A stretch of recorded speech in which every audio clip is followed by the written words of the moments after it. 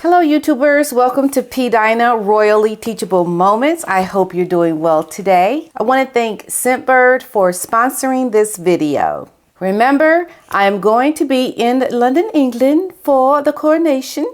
Yes, and I'm going to be having a coronation breakfast. If you would like to attend, meet me, have some fun, hear a little bit about my story, possibly win some prizes, do some royal trivia, take some selfies, go live with me on YouTube.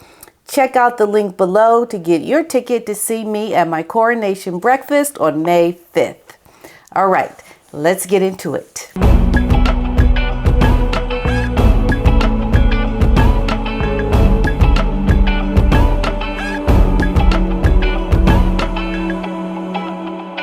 Now, this topic here is something that has always been in the back of my mind. I've been thinking about this ever since Harry and Meghan left the royal family. There's been this nagging, something on my, like a little gnat, just something like nagging at you.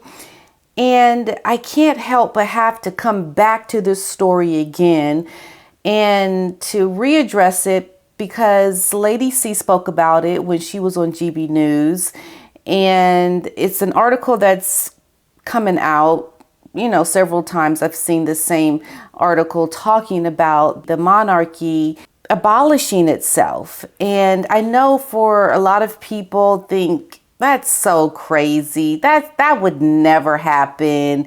And they want to look at that story and brush it to the side like it could never happen. The prediction is that if more royals do not participate in supporting the king, that the monarchy could easily collapse.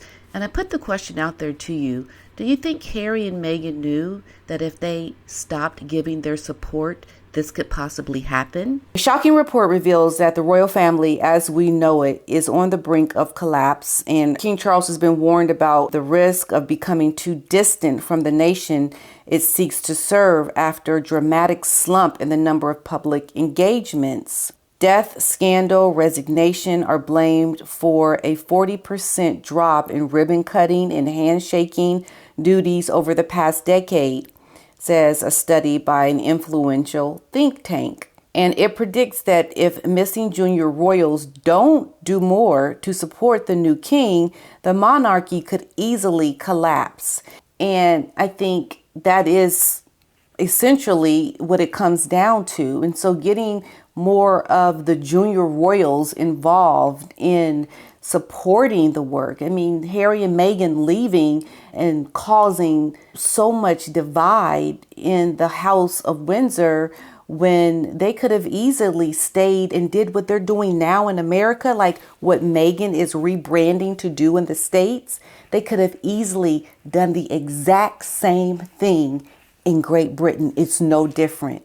She's packaging herself as the exact same kind of work in the States.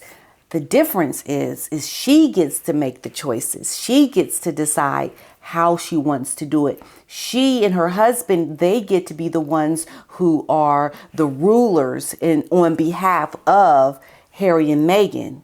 Because over in Great Britain, it was on behalf of the Queen, now King Charles. All the work that they did, everything was not on behalf of them, but on behalf of something much bigger and greater than who they were or are as individuals. I want to thank Scentbird for supporting this video today. This is a subscription-based product, and it helps you discover and to shop for, purchase, and even experience different fragrances. And some of the fragrances that I got this month are Love Me by Xpatty Podcast. And what's really neat is you get a card with each fragrance, and it shows you what is actually in your fragrance, and it tells you a little bit about it.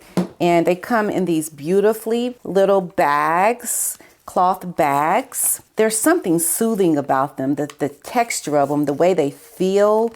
And they're beautiful, and you get such a generous amount of perfume, and it allows you to try different scents that you could possibly maybe purchase a full bottle if you like. And if not, you have a smaller size, which is a generous size. They carry Prada, Gucci, Versace, as well as some indie labels like Skylar, Heretic, and Confessions of Rebel. And it just snaps together so effortlessly. You can open it, lock it, leave it inside. You could take it out, use it within the tube, and look how much you get. I mean, that's a lot of fragrance inside of there. And I think most definitely for the event that I'm going to when I'm in England for the coronation, it's going to be my brown girl Jane Casablanca. This is for my coronation event that I'm going to for show. Go ahead and give it a try. Use my promo code PDINA55, PDINA55 to get 55% off your first month. And every month after that, $17 a month. And you get to go on their website. You get to pick from the different designer fragrances to pick the one that you like, that you want to try.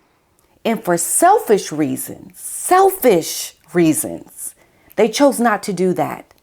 Blame it on a lie of racism.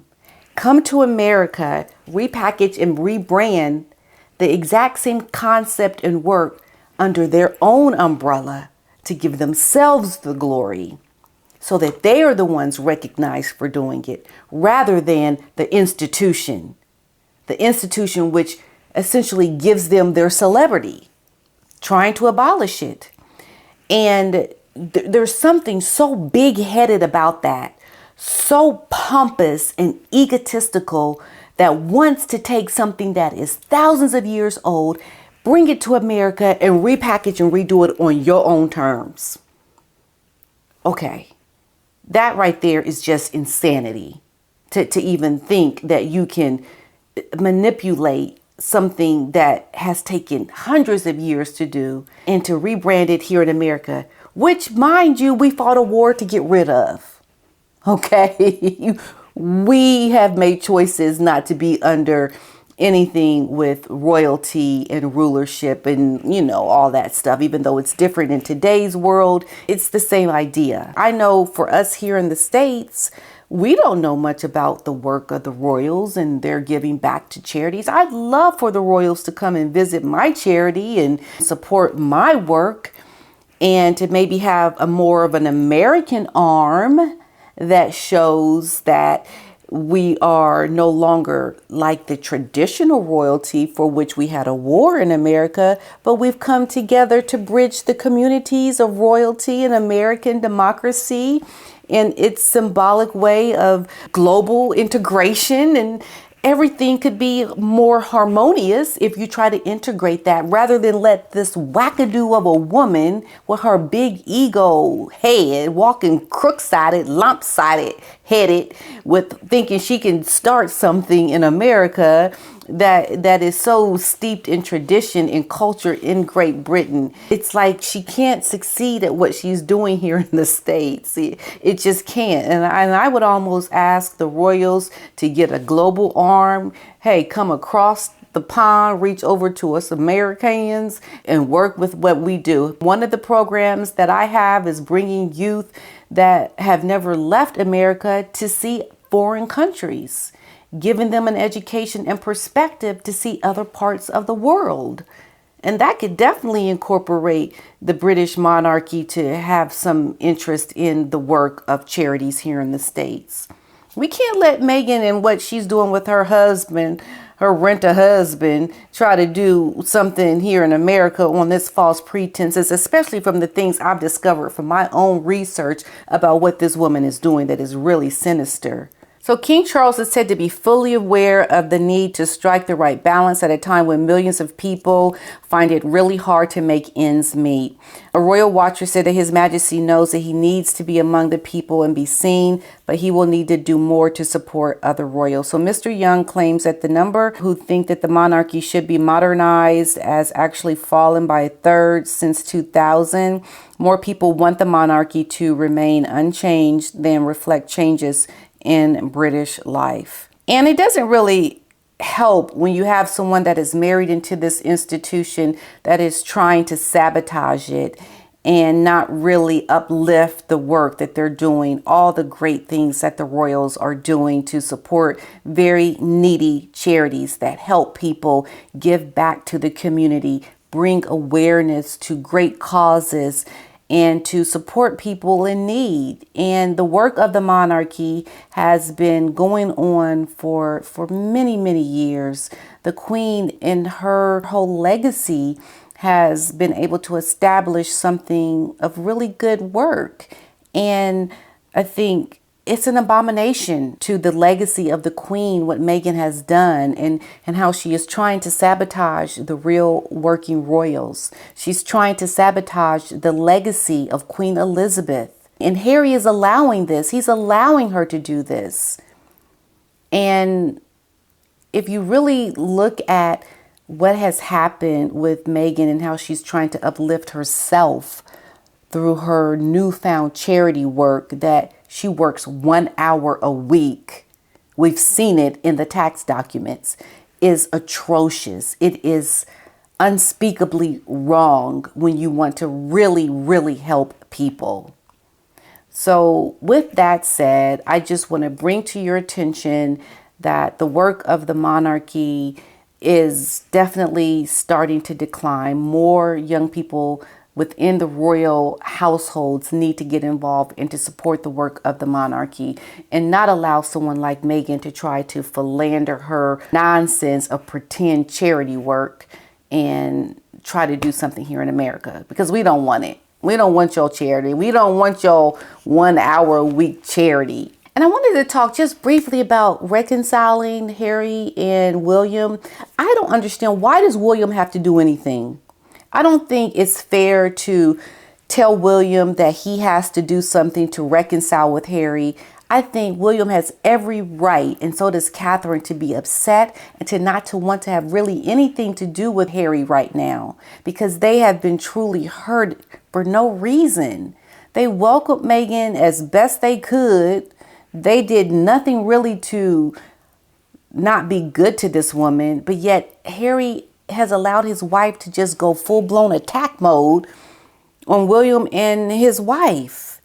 And there's people seeing that they need to mend their divide and come together as brothers. I just think William is in his right to be upset. He and Catherine, they need to just, just go do what you do and just keep your distance from Meghan and Harry, because Meghan and Harry are very selfish people. They're trying to do something that's not genuine. They're not trying to mend fences and to come together as a family. They're trying to rebuild something that is new in America and to undermine the work of the actual royals over in Great Britain. And nobody should be forced to make up. I think Rob Jobson was saying that William should, for the sake of his father, get along with his brother, forgive him so that it's easier for the king. I think it's easier for the king if Harry just keeps his distance, because I think having William have to kind of apologize or to forgive Harry for what he has done right now at this moment is too premature, because this stuff just happened a couple of months ago. Can you imagine the hurt William feels right now with what Harry has written about him in his book and how Meghan talked about them in the Netflix documentary? I think it's not okay to expect William and Catherine to just forget about what Harry and Meghan have done for the sake of getting along. I think the distance is needed. It's good. Keep Harry away from William and Catherine. Have the coronation, but let Harry know there is a clear message being sent to you for your stupidness, that we are keeping our distance. We want nothing to do with you. And until you learn to shape up, be a better person, apologize, then maybe, just maybe, we can start to mend fences. But don't come to William and say he's got to come meet Harry halfway and forgive him. It's too early. There's certain things that Harry needs to do and his wife before anybody should even consider thinking that they should just, get along and forgive them for everything that they have done. They cannot get off that easily. They need to learn what they did was wrong and feel the burn and the pain of being ousted and having the cold shoulder. It could do them some good to learn something at some point. Feel the coldness of your family for your stupid behavior.